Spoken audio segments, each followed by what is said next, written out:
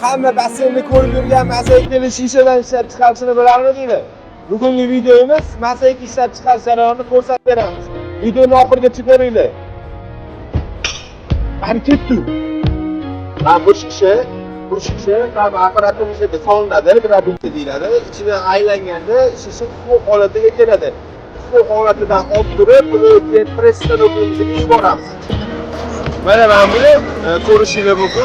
Shishani drabekadan o'tkazib, quruq holatiga keltirilgan varianti bo'ladi.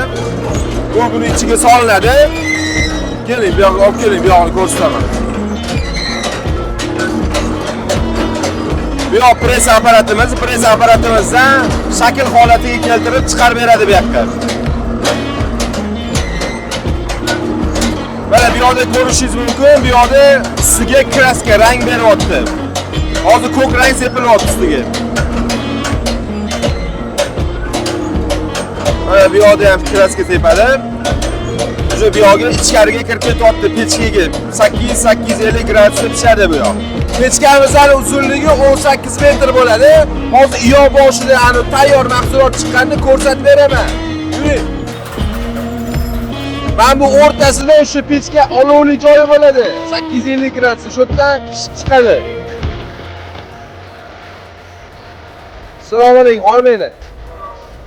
Mana bu yoqda tayyor holati chiqib yotdi, ko'rishingiz mumkin. Okamni tozalayaptilarni, tikda singan chiqqanlarni olib tashlaydilar bu yoqda. Mana bu tayyor mahsulot chiqqanini ko'rishingiz mumkin. Bu issiq bo'ladi. Nima qilishni maslahat bermayman lekin.